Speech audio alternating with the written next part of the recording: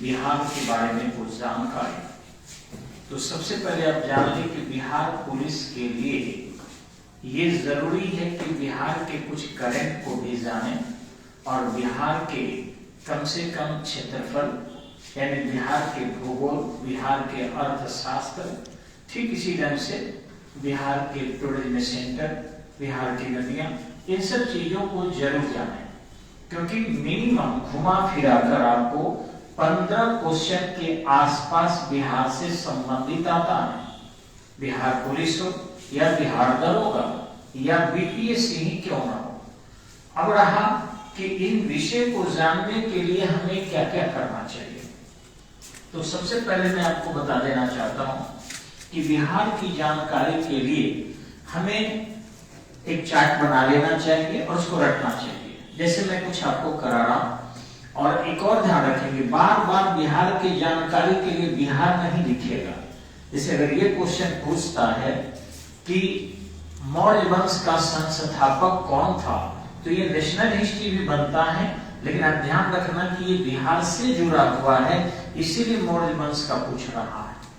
कहीं क्यों नहीं पूछ रहा है कि चोल वंश का संस्थापक कौन था, क्यों नहीं पूछ रहा है कि पांड्य वंश का संस्थापक कौन था, क्यों नहीं पूछ रहा है कि चेर वंश का कौन था, क्योंकि बिहार से जुड़ा हुआ मौर्य वंश था और इसलिए मौर्य वंश के बारे में पूछ रहा है।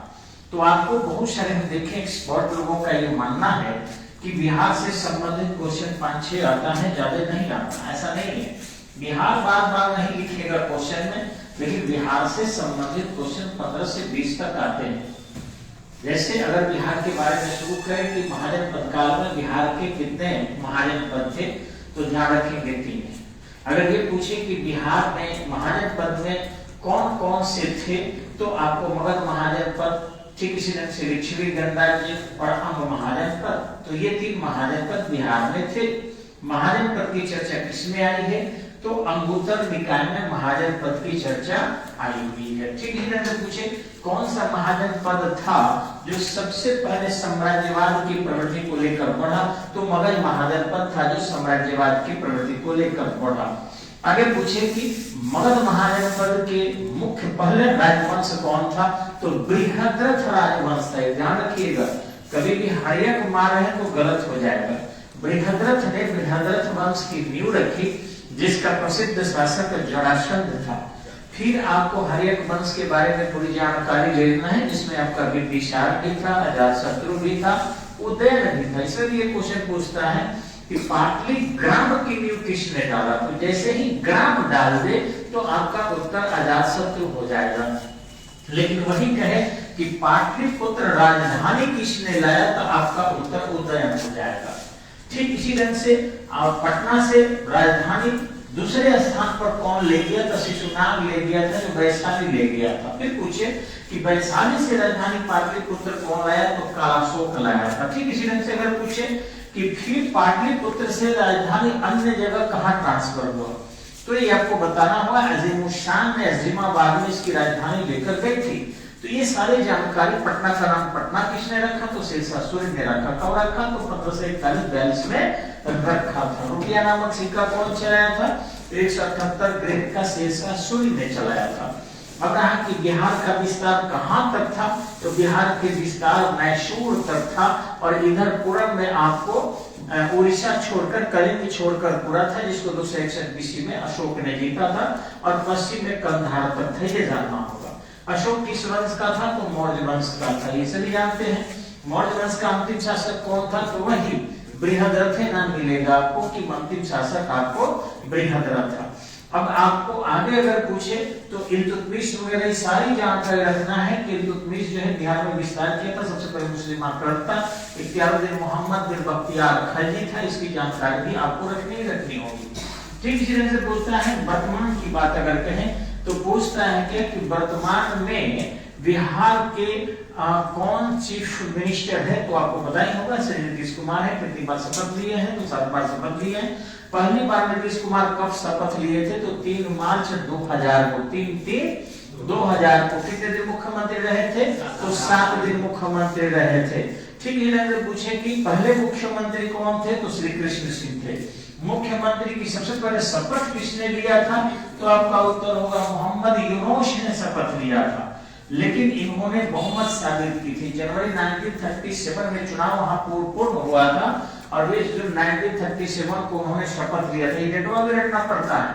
ठीक इसी ढंग से पहले राज्यपाल कौन थे? तो जयराम दास दौलत राम पहले राज्यपाल थे। उन्होंने श्री कृष्ण ने कब त्याग पत्र दिया? तो सेकेंड वर्ल्ड वार 1939 के दौरान त्याग पत्र दिया था। दोबारा मुख्यमंत्री कब बने? तो 1947 में देश आजाद हो गया था, बिहार भी आजाद हो गया था, तब जाके मुख्यमंत्री बने थे श्री कृष्ण सिंह। ठीक इसी ढंग से अगर पूछे कि बिहार में वर्तमान में क्षेत्रफल कितना है? तो 94,163 वर्ग किलोमीटर। अगर यही सवाल पूछे कि बिहार का उत्तर से दक्षिण लंबाई कितना है? तो 345 किलोमीटर है। ऐसे 361 किलोमीटर भी आपको लिखता है। थोड़ा झारखंड से अभी भी विवाद है हल्का फुल्का, लेकिन 345 यानी 345 किलोमीटर। पूर्व से पश्चिम कितना है? तो आपको 483 किलोमीटर। गंगा की लंबाई बिहार में कितना है? तो 461 किलोमीटर है। बिहार का क्षेत्रफल 94,163। तो आप जान ही रहे बिहार का सबसे बड़ा जिला कौन है? तो पश्चिमी चंपारण है। बिहार का सबसे छोटा जिला कौन है? तो आपका शिवहर है। सर्वाधिक आबादी वाला जिला कौन है? तो पटना है। ठीक इसी ढंग से पूछे कि सबसे कम आबादी वाला कौन है? तो आपका शिवहर है। ठीक इसी ढंग से सबसे गर्म जिला कौन है? तो गया है। सबसे ठंडा जिला भी कौन है? तो गया है। सर्वाधिक आर्द्रता वाला जिला कौन है? तो भाग जाते हैं आर्द्रता के लसम के कारण भागलपुर है। लीची अनुसंधान केंद्र कहाँ है? तो मुजफ्फरपुर में है। ठीक इसे मखाना अनुसंधान केंद्र कहाँ है? तो दरभंगा में है। डॉल्फिन रिसर्च सेंटर कहाँ है? तो पटना में है। दूसरा डॉल्फिन रिसर्च सेंटर कहाँ बना हुआ है? तो भागलपुर में बना हुआ है। ठीक इसी ढंग से केला अनुसंधान केंद्र कहाँ है आपका? तो हाजीपुर में है। इस ढंग से चावल अनुसंधान केंद्र बिहार का कहाँ है? तो आरा में है। इस ढंग से पूछे कहाँ का खाजा जो बढ़िया होता है? तो सैलाब का खाजा बढ़िया होता है। यह पूछे कि ठेकुआ कहाँ का सबसे अच्छा होता है? तो आरा का ठेकुआ सबसे अच्छा होता है। इस ढंग से पूछे कि सर्वाधिक सघन आबादी वाला जिला कौन है? तो संपूर्ण जिला लेंगे तो शिवहर हो जाएगा एकदम से। ऐसे आपको पूछे कि कौन से जिला में लिंगानुपात सर्वाधिक है? तो गोपालगंज में लिंगानुपात सर्वाधिक है। सबसे ज्यादा कम जनघनत्व तो कहाँ है? तो कैमूर में सबसे कम जनघनत्व है। वहां आबादी जो है उतनी कम पाई जाती है। सबसे शिक्षित जिला कौन है? तो आपका रोहतास सबसे शिक्षित जिला है। सबसे पढ़ा लिखा जिला जो है आपके रोहतास माना जाता है। इस तरीके से बिहार में कौन सी नदी घाटी परियोजना सबसे पहले बनी थी? तो सोन नदी घाटी परियोजना सबसे बनी थी।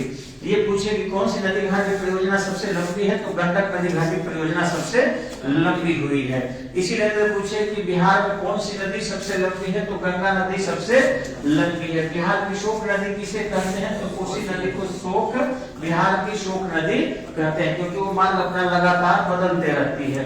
इसी तरह से अगर पूछे कि बिहार का राजकीय पशु कौन है? तो बैल है, वृषभ है।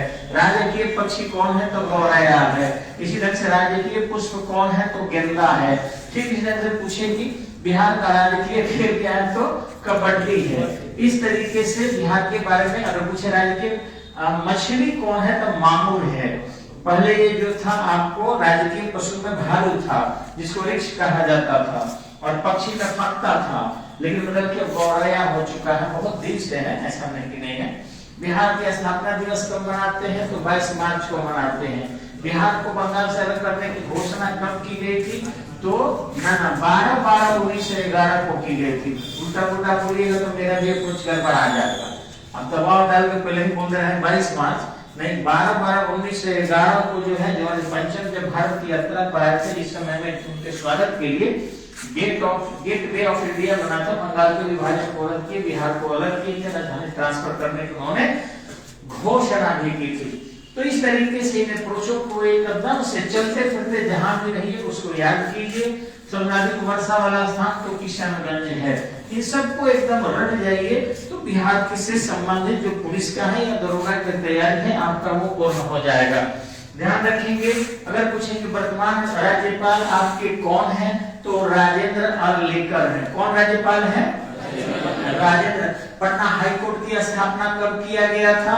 तो ध्यान रखेंगे पहले एच होता है तब यू होता है। एबीसीडी में देखेंगे तो 1916 में हाईकोर्ट बना था और 1917 में पटना यूनिवर्सिटी बनी थी। तो इस इसी हिसाब से सेटिंग करके अगर आप पढ़ लेते हैं तो निश्चित ही बिहार पुलिस पास कर जाएंगे।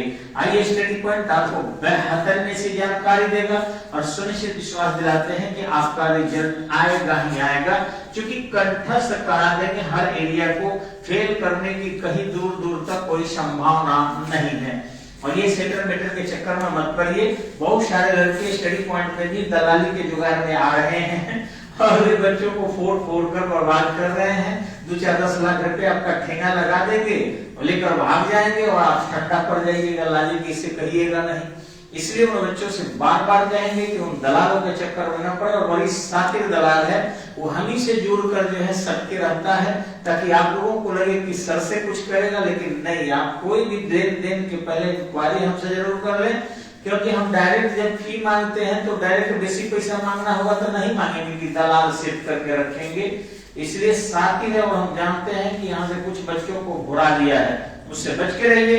रखिए को मेहनत कीजिए और अपने भुजाओं और विवेक के बल पर सरकारी जॉब लीजिए। धन्यवाद, नमस्कार।